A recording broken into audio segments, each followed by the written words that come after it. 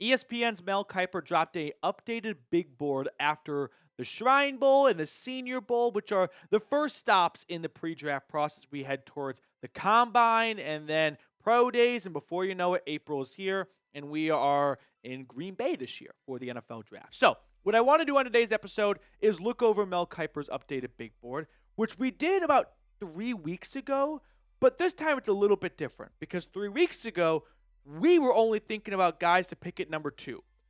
Now we have to think about guys you could take at 2 and 10, 2 and 15, 2 and 22, because there's a very real chance the Browns trade Myles Garrett away and have 2 first-round draft picks. So let's get into it. We'll start with who he has at number 1. This is his big board, not a mock draft. He has Travis Hunter at number 1 yet again. That has not changed. At number 2, it is Abdul Carter and followed by Mason Graham. Let's pause right here and let's talk about Abdul Carter because that is my number 1 target for Cleveland with the 2nd overall pick. And if they trade Myles away, I really expect the odds of Carter coming to Cleveland to skyrocket. Carter is 6'3", 259 pounds. He started off at Penn State as an off-ball linebacker, playing inside linebacker. This year, he made the transition playing a true edge rusher role. Wasn't quite like a defensive end like Myles. There are some tiny concerns about his size being a true defensive end in a 4-3 front, but I don't know, 259. We'll see what he weighs in at the Combine. Myles weighs about 270, so we're not talking about, a mass difference right here. He's a unanimous All-American, Big Ten Defensive Player of the Year, and first-team All-Big Ten this past season for the Nittany Lions. This pick right here would be rooted solely in Myles Garrett getting dealt. That's where this really starts to gain some traction. Even if they hold on to Myles, Abdul Carter could still be the play, but if they trade Garrett, I feel like the percentage that Carter's the pick just goes up towards 90%. So, more background on Carter. Last season, in his first year as a true edge rusher for Penn State, it was a season to remember. 23.5, 24 tackles for loss, 12 sacks, 66 pressures. He's just scratching the surface in some eyes, right? This is season 1 at this position, and he put up 12 sacks in the Big Ten. Now you start to think about, wow, what could he blossom into after a few more years at that spot and really learning the position and honing his craft? Kind of reminds me of Micah Parsons. He was an off-ball linebacker at Penn State. He is a defensive end now for the Dallas Cowboys. So if you're looking for maybe the next Micah Parsons, I know it's a nice coincidence that they both played at Penn State, but that could be a very similar pro comparison. Between Carter and Hunter, which player would you want the Browns to select? These are the top 2 guys on Kiper's big board. I'm focusing on Carter today because of all the Garrett trade rumors. There's plenty to like about Travis Hunter, but between these 2 guys, if you had to pick one, which one would it be? Scroll on down and give me your response. Moving along here on the big board, at number 4, it is Shedeur Sanders, and at number 5, we have Cam Ward. Let's briefly touch on both quarterbacks because quarterback is definitely a very real possibility for Cleveland at number 2. So I don't want to just gloss over these guys, even though my personal preference would be they stay away from Cam Ward and Shedeur Sanders. I don't think Ward's going to be an option for them. I think Ward's going to go to the Tennessee Titans. So if your dream is the Browns take Cam Ward, you should quickly find a backup dream. Not a 100% chance he goes to Tennessee, but I think he goes to Tennessee. If I had to prefer one or the other over the other, I would take Ward because I think he's got that higher ceiling. He may not be a perfect fit for what Kevin Stefanski does offensively, but he reminds me at times of, I don't want to say Justin Herbert, but the way Justin Herbert kind of emerged on the scene with, whoa, this guy's got a cannon of an arm. Cam Ward's got the ability to make all the throws you want in a quarterback. Whereas Shedeur, I think, can really run Stefanski's offense well, but the limitations, the lack of elite arm strength, and the velocity, that to me does not scream 2nd overall. You can be good in the NFL without having a crazy strong arm like Brock Purdy, but you need to have Christian McCaffrey, George Kittle, and all those guys around him. That's not the situation in Cleveland. I don't think Shedeur would fit well in Cleveland with the current roster makeup. At number 6, it is Ashton Jeanty. I have not talked about Jeanty a lot on the channel because I've never felt like that would be a smart play for Cleveland. My bad analogy is running backs and tight ends are kind of like the dessert aisle at a buffet. You can't start there. You got to grab your plate and pretend like you're going to go to the salads, but you really want to go to the meat and potatoes. When a team already has their meat and potatoes, then they can skip to the dessert aisle. The Browns do not have their meat and potatoes. They have to fill out other cornerstone pieces, like offensive tackle, like edge rusher, before they can dip their toe in the luxury of taking a running back. I think Jeanty's going to be a great player at the next level, and that might be reason enough for me to slap myself and go, Matthew, if you think he's going to be good, then take him. But just like how I thought Saquon Barkley was going to be good, it didn't really work out in the Giants because the Giants had other needs to fulfill, and Barkley could not single-handedly drag them to a win every single week. Whereas now with the Eagles, you are seeing what happens when you have the meat and potatoes all filled out, and you just need that soft serve ice cream, that running back. And Barkley's doing a tremendous job in Philly.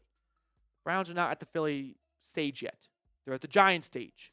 So what I don't want to see happen is Browns draft Jeanty. He's great, but they ultimately just don't hold on to him because they have to fulfill other needs first, and he leaves in free agency and is great on his next team.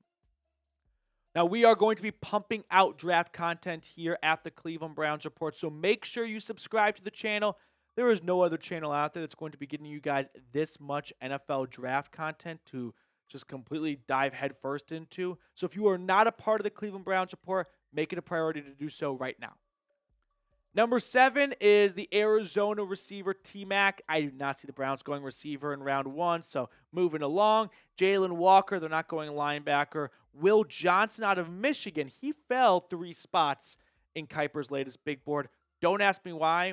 It's not like he played a game between the first big board and the second big board, but someone had to fall for Jeanty going up, and I don't know why Jeanty went up, but that's the nature of offseason big boards. So let's pause at Johnson because this could be a player the Browns target if they maybe trade back from the second overall pick or they acquire an additional first-round draft pick via a Myles trade. I like Johnson a ton as a prospect. I think the numbers and the resume speaks for itself. He was so dominant in their run to the Natty, and this is someone who I look at as a no-doubter, perennial Pro Bowl type of player. And when you're picking the first round in the top 10, you got to hit. And if you want a bit of a safe play, Will Johnson's your man.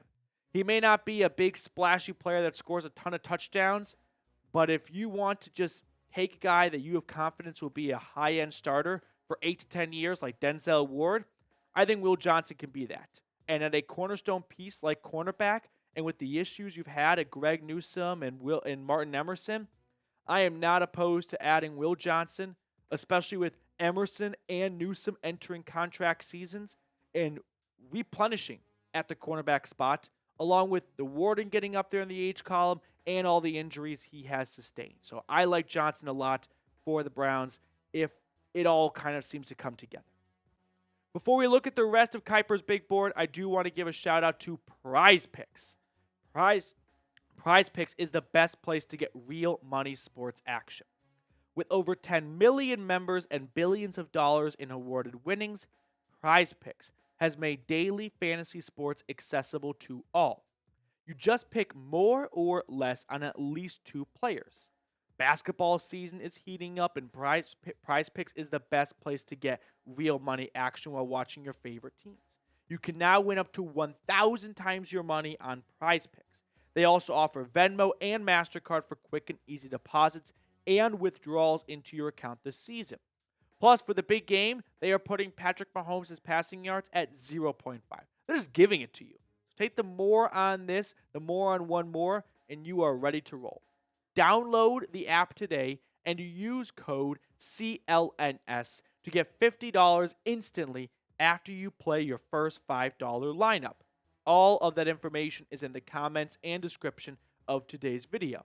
Download the app today and use code CLNS to get $50 instantly after you play your first $5 lineup. Prize Picks. run your game. At number 10, it is Tyler Warren, the Penn State tight end. He's going to be a great player at the next level. I'm going to kind of throw him in that Jeanty ice cream dessert aisle. I don't think the timing is right for the Browns to pick up a tight end. You have other needs that are more pressing. Will Campbell at number 11, the offensive tackle from LSU, who has been a day one starter at left tackle. We can roll through a few more here. Shemar Stewart, defensive lineman from Texas A&M. You've got Colston Loveland out of Michigan, another tight end who is in the top 15 in Kiper's big board. Kelvin Banks, Texas left tackle. So 2 left tackles coming in between 11 and 15. And then at 15, it is the edge rusher from Georgia, Myles Williams. We can pause here and talk about a couple of players that could be in play for the Browns for Kiper's big board. Will Campbell, he is a 6'6", 323-pound, 3-year starter at left tackle for the Tigers. There's not a lot of sacks since his freshman year. There's not a lot of issues with Will Campbell when you just look at the resume like this. Some people think that he projects to be a guard at the next level. And there are lots of examples of tackles making the change to guard and having great NFL careers. I'm not shaming offensive line position changes, although it didn't really work out with Jed Will, so it's not always a guarantee. What I am a little bit peckish about is drafting someone top 10, top 15, and then go, we're changing your position immediately. I mean, the Chargers did that with Joe Alt, and things are off to a pretty good start, but Joe Alt was a much better prospect as a tackle than Will Campbell is. So there are some size concerns. I think he's going to be a good player at the next level. I don't know if he's going to be like a 12-year starting left tackle for the Cleveland Browns. So that's where I'm a little bit on the fence about it, but I don't think it would be a bad pick. I think he's going to be a better tackle than like Jed Wills is. Shemar Stewart is another player I want to talk about. Let's just say the Browns acquire an extra first and they go quarterback at pick number 2, or Travis Hunter, and they don't get Abdul Carter. Maybe he goes to the Titans. Shemar Stewart is a name to watch for because he screams Andrew Berry type of prospect. 6'6", 280-ish pounds, and he has incredible speed, burst, and bend. He is a freak. Like, he's a Feldman freak type of made in a lab type of player. He does not have a ton of production. 3-year starter for the Aggies. He had 1.5 sacks in all 3 seasons. So there is some concern about the lack of production, but we know Barry has always coveted physical attributes and traits, and this guy has the attributes and the traits. Josh Simmons comes in next, the left tackle for Ohio State, who unfortunately had his season cut short due to a knee injury at Oregon. This is a tackle that I think some other people are sleeping on, and I am not. I think there's a lot to like here. Started off at San Diego State, transfers to Columbus, immediately starts at left tackle, but he had some experience at right tackle, so a little bit of versatility if you needed him to bounce around early in his career. But other teams are going to overlook him because of the injury. I'm not. What I remember was when he went down, the Ohio State offensive line went down. And it wasn't until late in the season they start to really kind of put it together. Kind of about when they played my Tennessee Volunteers. So, if you want to know how valuable he was to his team, go back and think and learn and read about what people were saying regarding the OSU offensive line from the Oregon loss to the first week of the CFP. It was hair on fire. This is a problem. You want to know why it became a problem? Because Simmons was a key player who got injured. Mike Green is next up. He was not even ranked on Kiper's big board before this latest edition, and he jumped all the way up to 17 because he was a complete stud and standout at the Senior Bowl. If you missed it, he had that viral clip of just bulldozing Josh Connerly, the Oregon tackle, in a one-on-one matchup.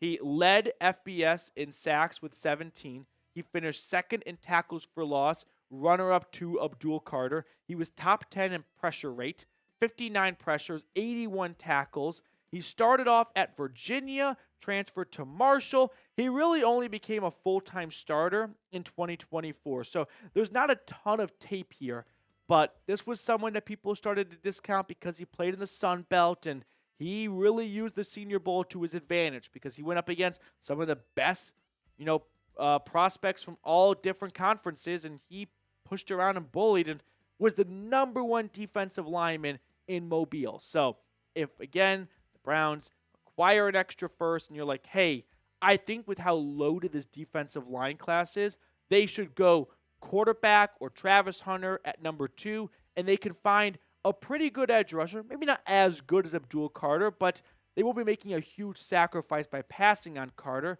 because they can go with Mike Green with the new pick they have at like number 20 or something. And while I don't love that mindset, I don't hate the idea of now you have the bonus luxury of we can still get a good player in round 1 with this new first-round pick we acquired, and we can roll the dice on Cam Ward or Shedeur Sanders. And if it doesn't work out, well, it's definitely going to be a bummer that we did not better utilize the second overall pick.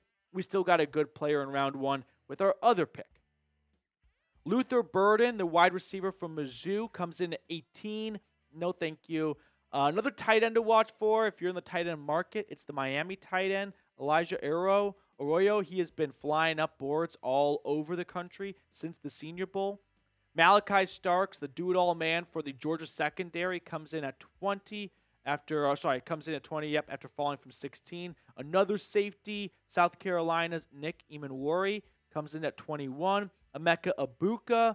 Again, these are guys that I think are good players. I just don't think position-wise it's that pressing of a need for Cleveland. But the Browns have shown an ability to take best player available. And while we all clamor for best player available until the draft actually gets here, then you're like, how could you not take this position? We don't need that position.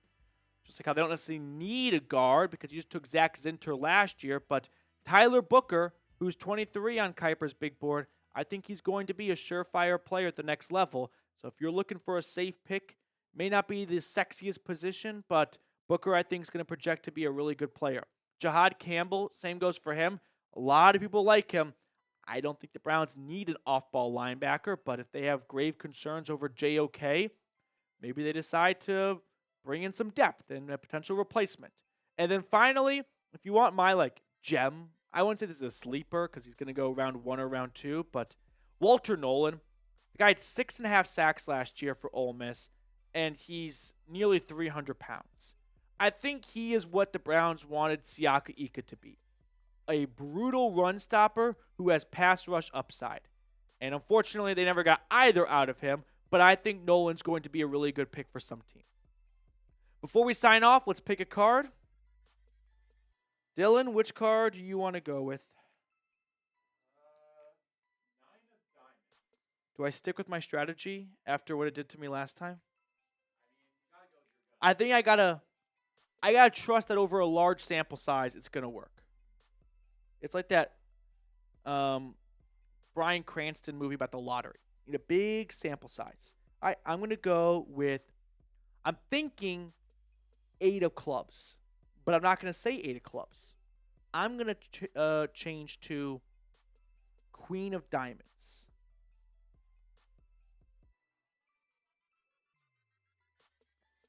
What'd you say? 9 of fucking diamonds.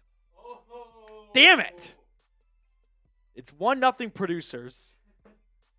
It could be 1-1 right now if I stuck with 6 of spades last time. And you get it. What was the next card? 9 of clubs. Damn. Yeah, I'm sure you had a good feeling. All right. Well, that's it for today's episode. Congrats to Dylan. We're nothing bad guys right now in the Chat Sports Studios.